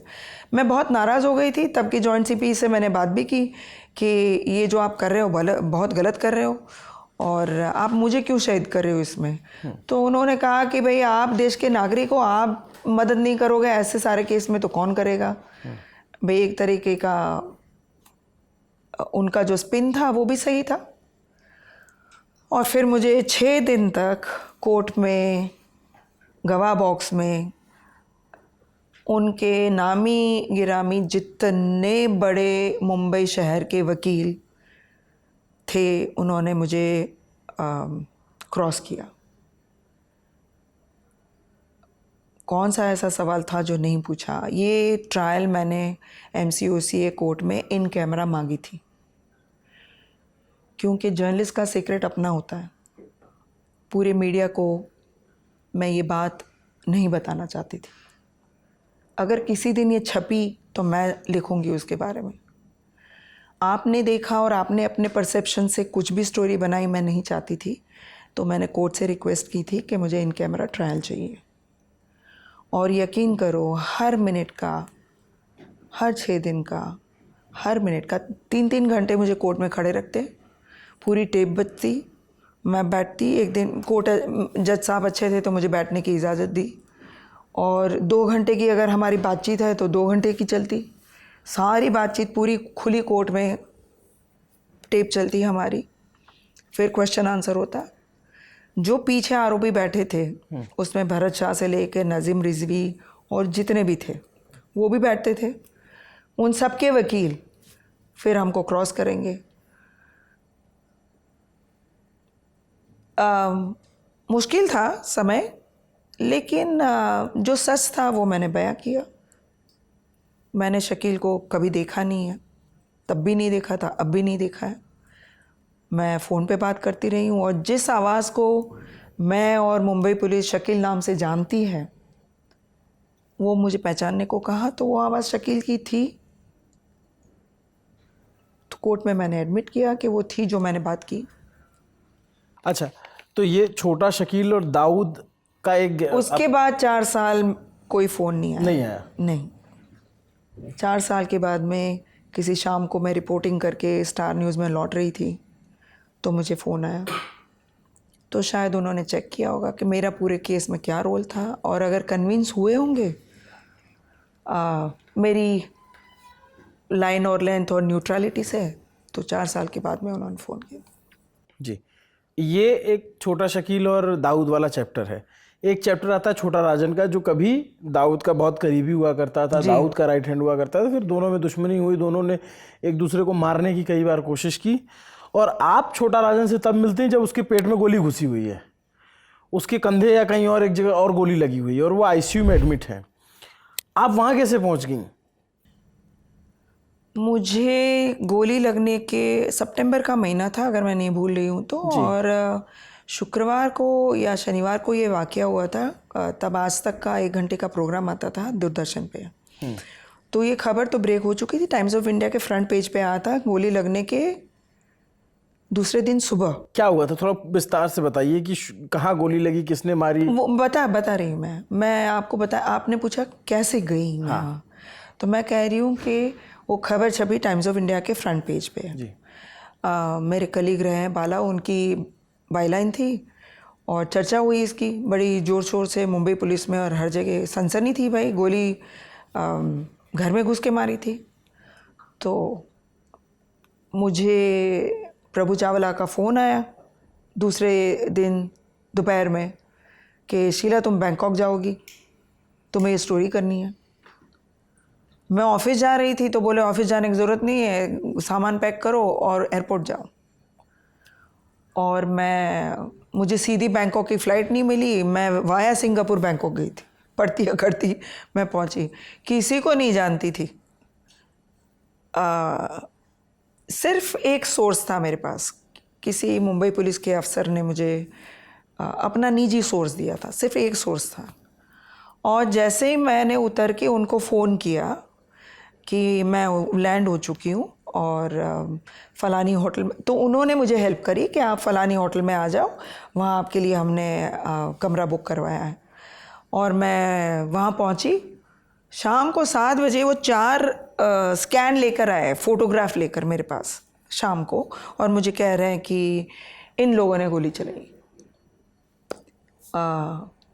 खबर थी, मैंने फैक्स किए। दूरदर्शन पे 10 बजे आज तक आता था 1 घंटे का प्रोग्राम। उसमें हमने खबर ब्रेक करी कि वो पाकिस्तानी 4 लोग थे, वो कौन थे, उनके फ़ोटोग्राफ के साथ। तो कभी मुझे लगता है, कभी आप कहते हो ना at the right place right time, कुदरत कहीं फिक्स करके रखती है। मैं बिल्कुल यंग आपके जैसी ड्रिवन रिपोर्टर के जो स्टोरी करने गई है उसको लानी है और किसी कीमत पे लानी है। तो मन में और कोई विचार चलता ही नहीं है। तब लगता है भय, बहुत दूर की बात है भय तो, कि भाई आपको आपकी ऑफिस ने विदेश, मेरी पहली विदेश यात्रा थी स्टोरी कवर करने की। 2000 साल था 2000। जी, पहली विदेश यात्रा थी, सितंबर के महीने में मैं गई थी। और पहली बार विदेश में जाना है, मेरे पास छोटा सा कैमरा था, पॉइंट एंड शूट, कोई कैमरामैन भी नहीं था, तो मैं अकेली जाती हूँ। और मुझे एक्साइटमेंट ये था कि मुझे विदेश भेजा रिपोर्टिंग के लिए, पर ये करना है तो मिलेगा कि नहीं मिलेगा वो पता नहीं था। और जब मैं पहुँची तो उसी सोर्स के किसी मित्र ने मुझे कहा कि फलानी अस्पताल में उनको एडमिट किया है और हम कल आपको ले जाएंगे। तो दूसरे दिन वो मुझे अपनी मर्सिडीज़ में उस अस्पताल के गेट तक छोड़ दिए और मुझे रास्ता बताया कि आप यहाँ से यहाँ चढ़ के जाओगे तो उसके रूम तक पहुँच जाओगे। तो मैं चली गई। बहुत लंबा नहीं सोचा था मैंने, जो आपने सवाल किया ना वो उस समय पे मेरे मन में आया भी नहीं था। तो मैं चली गई पिछले दरवाजे से कहीं और मैंने देखा तो और रूम खोला तो लेटे हुए थे। उसके बाद में जो बात हुई और बाहर मैंने देखा तो संतोष शेट्टी, रोहित शर्मा जो उनके साथी जिनको गोली लगी और मर गए थे, उनकी पत्नी मर गई थी, बच्चा बचा था, तो वो बच्चा, उसकी आया और संतोष शेट्टी और मुंबई से आए 2-3 उन्हीं के गुर्गे थे, वो बैठे थे। जैसे उन्होंने देखा कि मैं अंदर रूम में होकर आई हूँ तो भाग के आए और उन्होंने कहा कि भाई ये रिपोर्टिंग तो नहीं होनी चाहिए, ये तो नहीं होना चाहिए, हम आपका कैमरा ले लेंगे। अंदर मुझे फ़ोटो नहीं लेने दिया। मैंने बाहर मेड का, बच्चे का, उन सब का फ़ोटो लिया था, उतना मैं कर पाई थी। उतनी देर में कहीं गए होंगे, आए। तो पहली मुलाकात ऐसे हो गई जब वो ड्रिप के साथ पड़े हैं, बेहोशी में। कितनी गोलियां लगी थी उसे? 4-5 गोली तो लगी थी। और ये अटैक छोटा शकील ने करवाया था छोटा राजन पे? जी। तो उस समय वो होश में थे, बातचीत हो रही थी आपसे या फिर? थोड़ी बहुत, जैसे नशे में होता है। आईसीयू में इंसान कैसे बात करेगा? प्राइवेट वार्ड था आईसीयू, मतलब it was a private ward. आपने किताब में सिक्योरिटी भी थी। उन्होंने कुछ इंग्लिश में बोला, फिर मुंबईया अंग्रेजी में बोला कि मैं तेरे को सारा सच बताऊंगा, इस टाइप से? छोटा राजन को तब भी और अब भी मुंबई हिंदी में बात करते हैं, मराठी हिंदी में। उनको अंग्रेज़ी अभी शायद आती होगी थोड़ी बहुत, उस ज़माने में तो नहीं आती थी। अभी तो फिलहाल जेल में बंद है तिहाड़ में। तो जो आप मुंबई की टपोरी भाषा सुनते हो वैसी भाषा। बिल्कुल। गोली लगी हुई है, बंदा पड़ा हुआ है, उसके लोग हैं, और एक बार को जैसे हमने इतना सारा फिल्मों में देखा है, दिमाग में आता है यार जा रहे हैं, अभी इसके ऊपर अटैक हुआ है, फिर वापस भी तो आते हैं अस्पताल में मारने के लिए। नहीं, तब तक तो बैंकॉक पुलिस, भारतीय एजेंसी, बैंकॉक पुलिस सब हरकत में आ गए थे, सुरक्षा थी। चूँकि मैं पीछे के दरवाजे से आई थी, फ्रंट गेट से आती तो शायद ना आ पाती, पर कोई जानकार था, उसने बोला इस जगह से चले जाओ तो पहुंच जाओगे, तो मैं पहुंच गई। शायद मेरा पहुंचना होगा वहाँ पे। इससे पहले आपकी कभी छोटा राजन से बात हुई थी या शेट्टी से कभी बात हुई थी? जी नहीं, कभी नहीं। जी नहीं। आपको एक बात मैं बताती हूँ कि 2000 में जब मैं बैंकॉक रिपोर्टिंग करने गई, उसके पहले मेरी सोच और समझ मुंबई के अंडरवर्ल्ड को लेकर जो थी वो आज भी अमूमन बनी हुई है इतने सालों से, कि ये गैंग वर्ल्ड, गैंग वॉर, गोली मारना, ऐसा काम करना उतनी थी। पर जब 2000 में मैं वहाँ गई और मैंने जो सीन देखा तो मेरी समझ को एक नया डिमेंशन, एक नया आयाम मिला।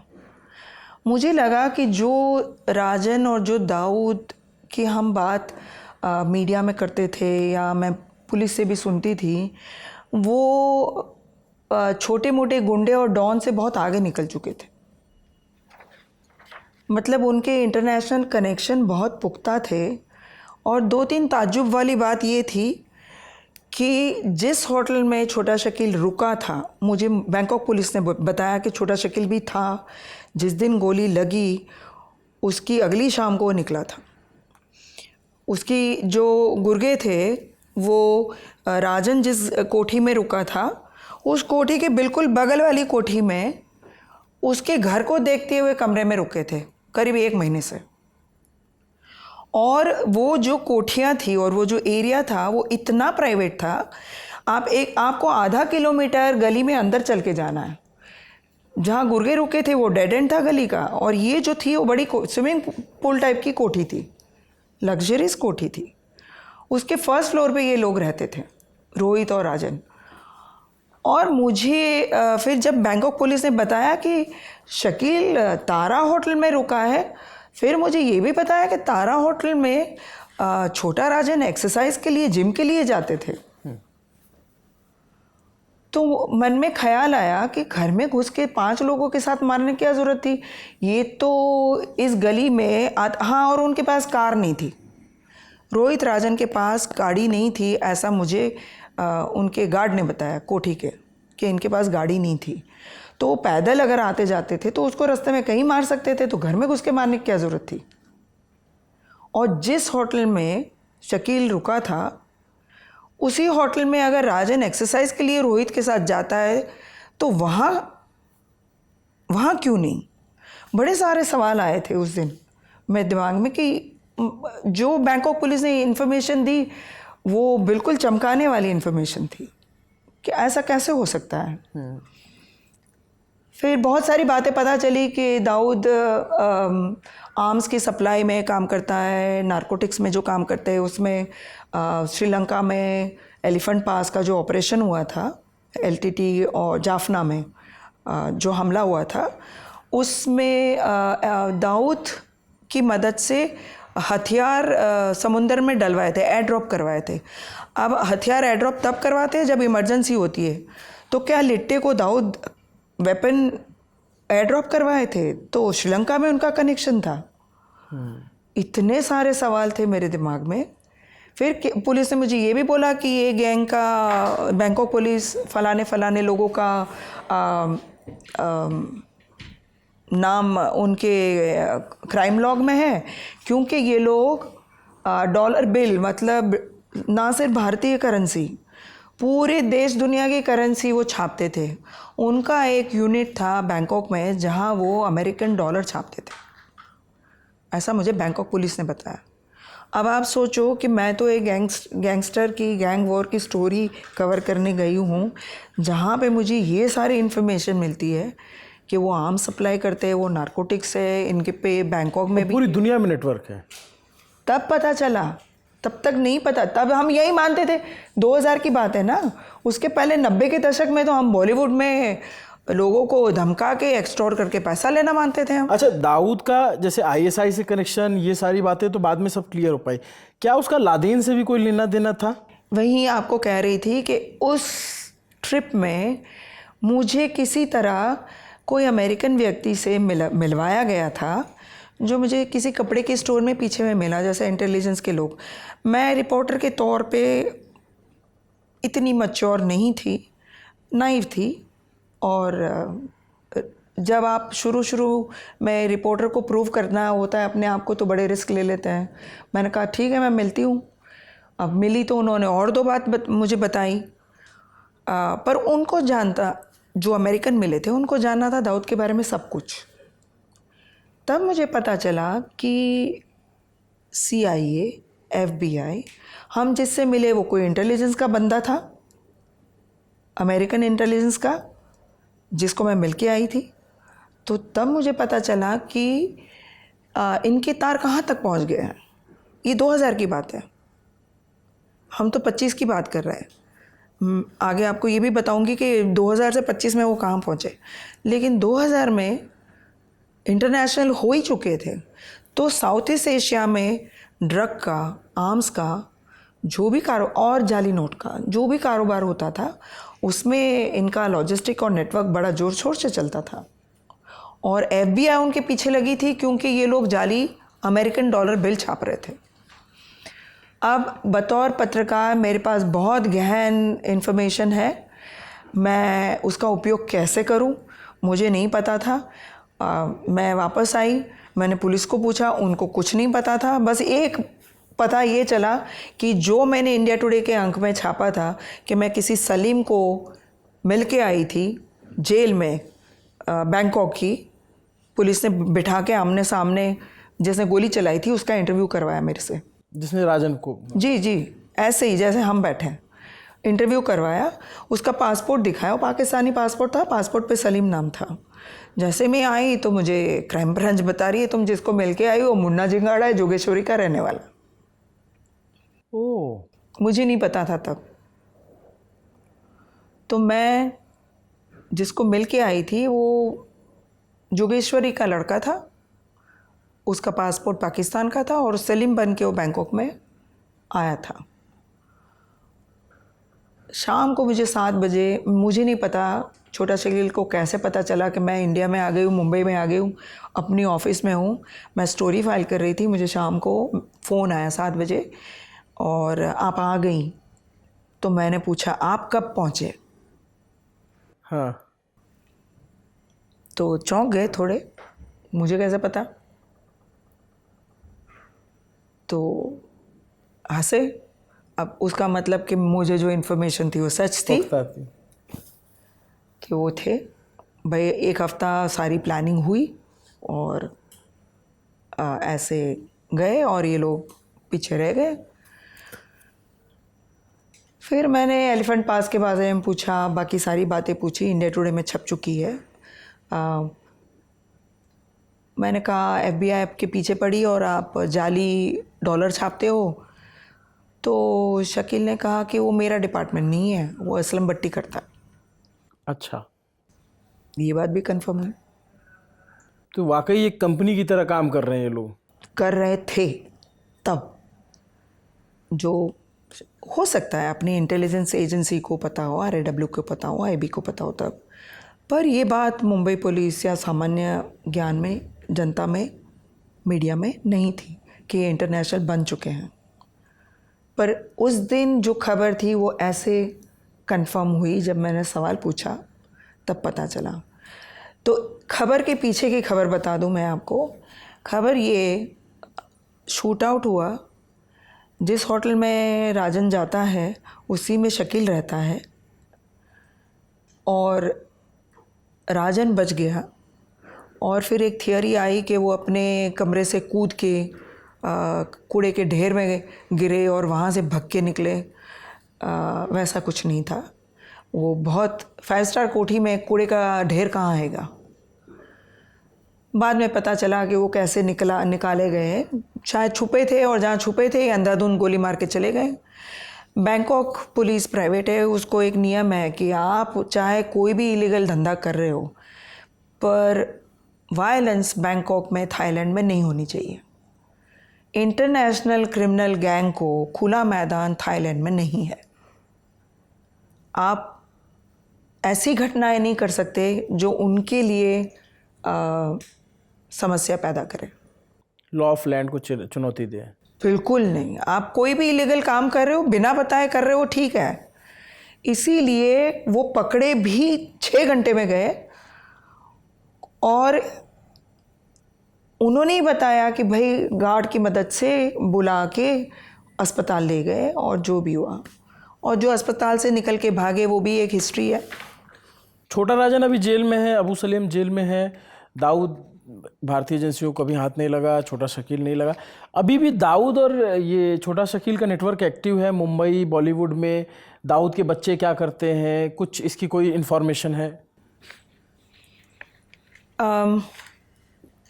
पिछले 6 महीने तक तो दाऊद हेलन हाटी ठीक ठाक है जहाँ है, सूत्र ऐसे ही बताते हैं। आपने पूछा उनके बच्चे, सारे पढ़ लिख लिए गए, लंदन में रहते थे, वहाँ वहीं जावेद मियादाद और दाऊद की बेटे मिले और जो शादी हुई, तो पढ़े लिखे वहीं हैं। लंदन ही रहते? अब नहीं रहते। 4-5 साल पहले या 7-8 साल पहले जब मैं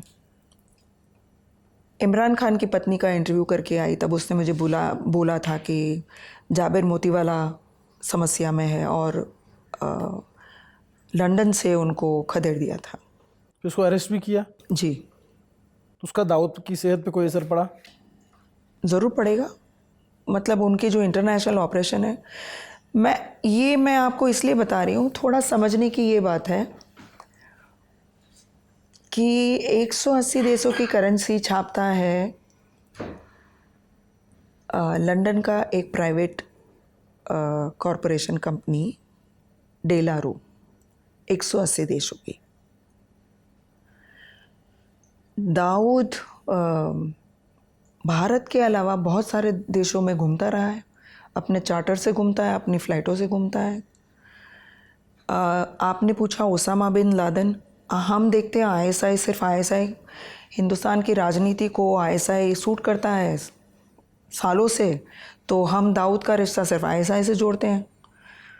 पर अगर आईएसआई, अलकायदा, तालिबान सब जब हम सुनते हैं कि इनके इतने नेटवर्क फैला हुआ है और दाऊद का नाम उसमें भी आता है, तो हमारे जैसे पत्रकार सोचते हैं कि ये कैसे मुमकिन है और इनकी पहुंच कहाँ और कैसे और किसने करवाई। बिना किसी के पैट्रोनेज में आप ऐसा काम कर ही नहीं सकते। पाकिस्तान में आईएसआई कर सकती है, Afghanistan, Dubai, London, Africa, Australia, मैं कितने देशों का नाम लूँ, सब जगह ऐसा ही तो नहीं है। हाँ, तो कौन करता है? उनको शह देने वाले लोग कौन है? तो प्राइमरी शहर तो यहीं से मिल रहा है, आईएसआई से। नहीं, बाकी आप आईएसआई को इतना बड़ा मान रहे हो कि वो इतने विदेश में सबको, दाऊद को इतना प्रोटेक्शन देंगे। आईएसआई को पैदा किया MI6 ने और CIA इतने सालों से पाकिस्तान में अमेरिकन एजेंसी बैठी है, ब्रिटिश एजेंसी भी बैठी है। और CIA के ऑपरेशन एक मैंने किताब में जिक्र किया है, 2-3 ऑथर का मैं आज नाम लेती हूँ। एक अमेरिकन ऑथर है गिलबर्ट किंग, उन्होंने लिखा था कि मुझे तब नहीं पता था, पर तब किताब में उन्होंने लिखा था कि दाऊद इब्राहिम AQ खान जो है पाकिस्तान के परमाणु बम यस जनक जो है, उनके साथ जुड़े हुए थे। और श्रीलंका के एक वहाँ के लोकल बिजनेसमैन, आप बोलो, हम हमारी भाषा में हम गैंगस्टर कहेंगे, क्रिमिनल कहेंगे, पर जो मलेशिया में भी उनकी श्रीलंका के थे लेकिन मलेशिया में उनका घर वर था। दाऊद उनकी बेटी की शादी वादी में भी गए थे और उन्होंने यूज्ड सेंट्रीफ्यूज पाकिस्तान भेजे थे AQ खान के लिए, पाकिस्तान के लिए। उसकी जो शिपिंग हुई थी वो दाऊद की कंपनी ने करवाई थी। उतना ही नहीं, ताहिर की बेटी की शादी में मलेशिया भी दाऊद गए थे। तो ये बहुत दाऊद इब्राहिम का मतलब बहुत पहले वहाँ के लोगों से जुड़ा हुआ था। ये जो परमाणु कार्यक्रम चल रहा था वो 93 के बाद की हम सारी बात कर रहे हैं, 2000 के बाद की हम बात कर रहे हैं। पर ये बात भारतीय पत्रकार को नहीं पता थी, हो सकता है एजेंसी को पता हो हमारी, पर नॉलेज में नहीं थी कि वो ऐसे भी जुड़े हुए हैं। तो दाऊद इब्राहिम की डी कंपनी पूरे साउथ ईस्ट एशिया के जितने वाटर फ्रंट है उसमें उनकी शिपिंग कंपनी ये सारा काम करती है। अलकायदा के साथ नाम इसलिए जुड़ा क्योंकि जैसे उनको अपने देशी यमन से, सऊदी से भगाया, उसके बाद में अफ़गानिस्तान जब गए, उनको पैसे की ज़रूरत थी अलकायदा को खड़ा करने के लिए, उसामा बिन लादेन को। तो वो पैसे कहाँ से आते? अफ़गानिस्तान के ड्रग से आते। और वो ड्रग का धंधा, ड्रग पहुँचाएगा कौन? सारी जो मदद की वो दाऊद इब्राहिम की जो नेटवर्क थी उसने मदद की। चाहे खच्चर पे आप हेरोइन ले जाओ और दुबई में आप उनका पैसा बैंक में फनल करो और दुनिया में पहुंचाओ, ये सारा काम के लिए दाऊद इब्राहिम की कंपनियों का नाम आया था। कितना बदल गया स्वरूप, मतलब अपराध का, गोलीबारी से लेकर के और इतना बड़ा नेटवर्क। 2-3 वो बातें, मुझे कभी लगता है मीडिया में ये बातें, कभी आज भी हम जब दाऊद की बात करते हैं तो वही दाऊद जो मुंबई में था, वही दाऊद जो बॉलीवुड के लोगों को मारता था, वही दाऊद जो ये करता था, हम ऐसी बात करते हैं। हमारे सारे गैंगस्टर जो विदेश भाग गए हैं गुनाह करके, उनको किसी न किसी विदेश की ताकतों ने, जिसको डीप स्टेट हम कहते हैं, उन्होंने पनाह दी है और उनका उपयोग भारत की किसी चीज़ के लिए, लिवरेज के लिए इस्तेमाल होता रहा है, अभी भी हो रहा है। आप दाऊद का नाम UN में कब आया? दाऊद का नाम ट्रेजरी ने 2001 के बाद लिया, फोर्ब्स में उनका नाम आया। दाऊद 57 नंबर पे थे फोर्ब्स मैगज़ीन में। फोर्ब्स मैगज़ीन जब नाम लिखता है तो उनका ऐसा है कि जब आप किसी का उपयोग एक हद से ज़्यादा करते हो और वो अगर बड़े स्मार्ट बनते हैं, आप उसको अपने शिकंजे में रखते हो। भारत जब से बोल रहा है कि हमें पाकिस्तान से चाहिए, स्वाभाविक है कि अमेरिका को भी फरियाद होती है कि आप इनका कुछ नहीं कर रहे हैं, ये हमारे देश को नुकसान कर रहे हैं।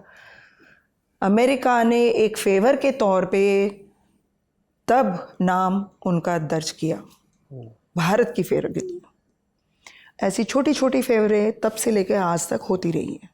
तब पूरी दुनिया इसमें इन्वॉल्व है, बहुत सारी कोई शहमात के खेल जब खेले जा आप रहे हैं। बोल रहे हो कि कोई नारकोटिक्स के धंधे में है, तो आप ये मान के चलो कि देश की विदेश की तो वो अभी भी एक्टिव है। कोई सवाल ही नहीं है ही, क्यों नहीं होंगे? ये वन वे स्ट्रीट है भाई। और उस राक्षस का स्वरूप अब बड़ा हो गया, बदल गया है।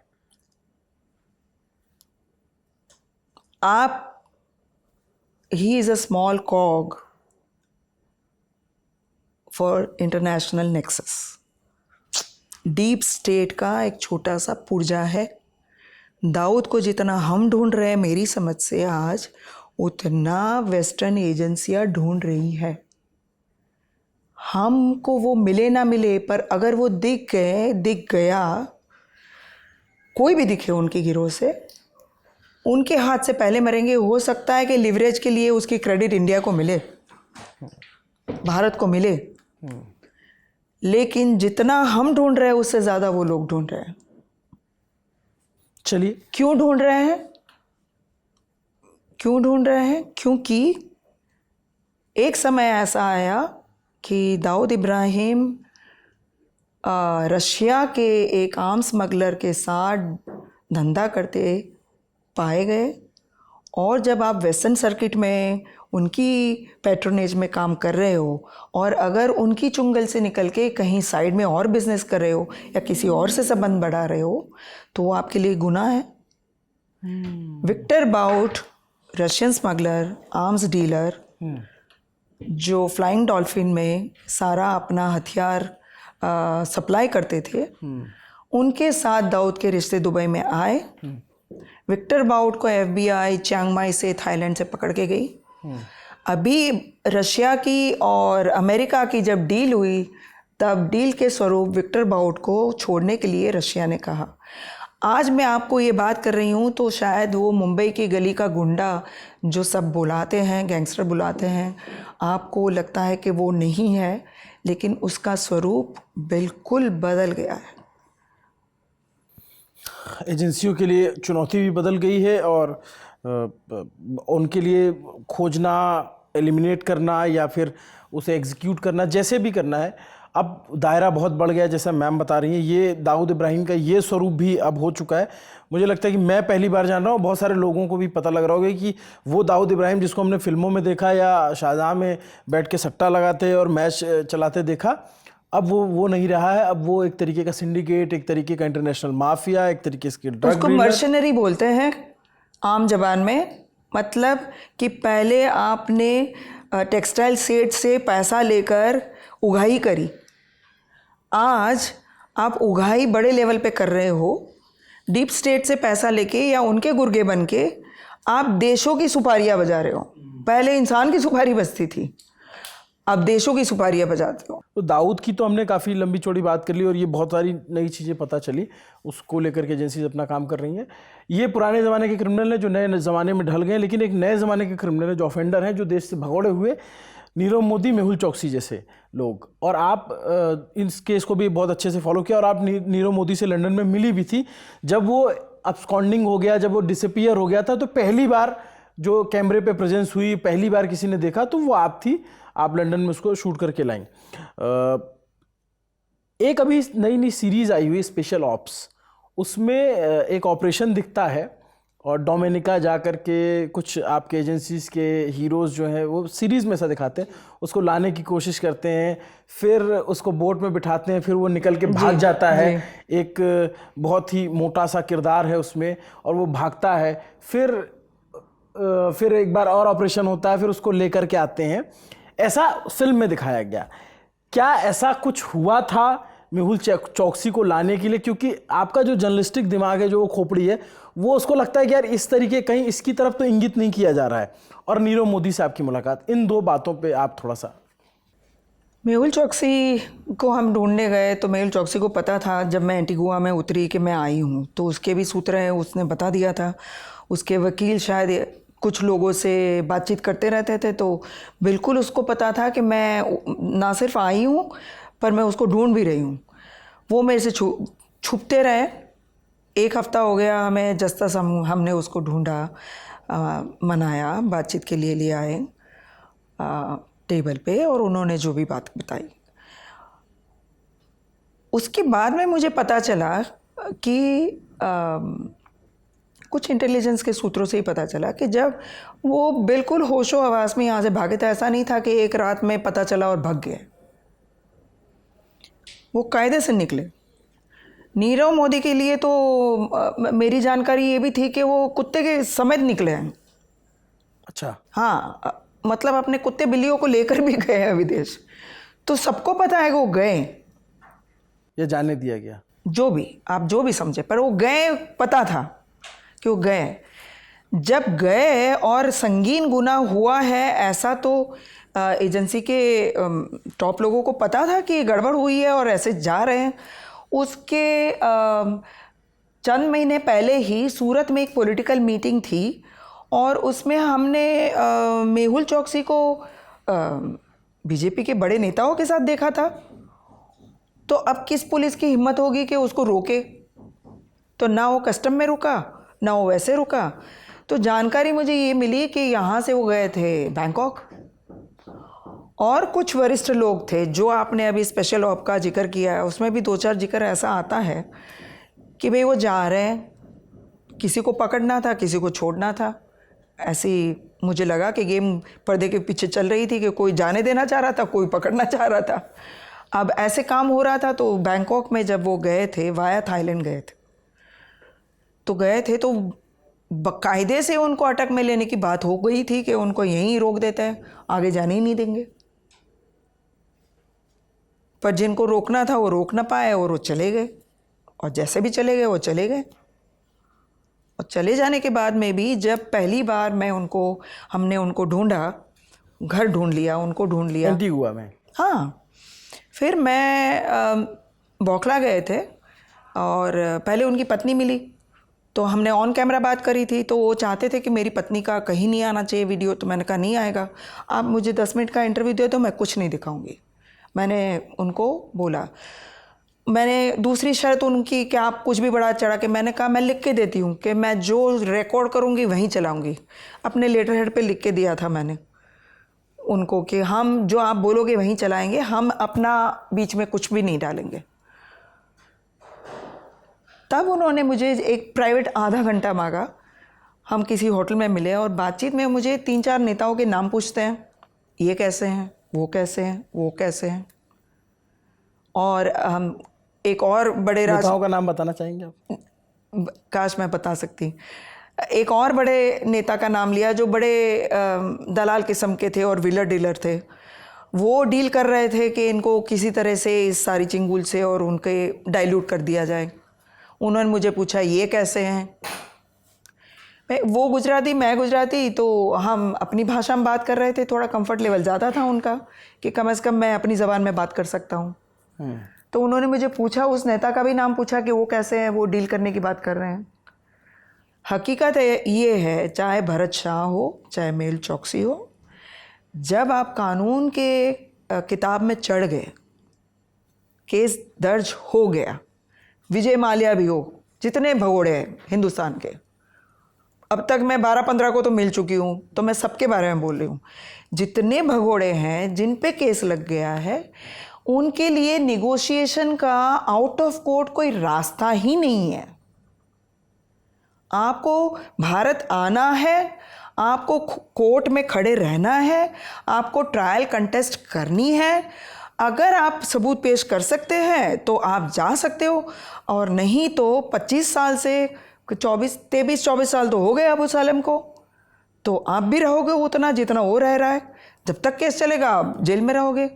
तो जब छोटा शकील ने एक बार मुझे फ़ोन करके बोला 4 साल के बाद, जब फ़ोन आया कि भाई हम आने को तैयार है, सब आएंगे, परिवार समेत आएंगे, तो 2 चीज़ है कि एक, हम लड़ेंगे, कोर्ट में जाएंगे, ट्रायल फेस करेंगे, और सिर्फ हमें एक कंडीशन पे आना है कि हमारा केस अवधि में पूरा हो जाए। मतलब जो अवधि हम तय करें कि 2 साल की, 6 महीने की, 1 साल की, इतनी अवधि में, वो 25 साल तक केस नहीं चल सकता। अगर आप केस को 2 साल में निपटा दोगे तो हम सब आएंगे।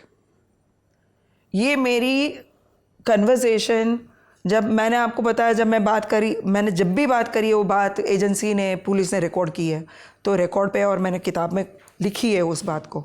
मैंने जाके जिनको बताना चाहिए उनको बताया, पर शायद वो कंडीशनल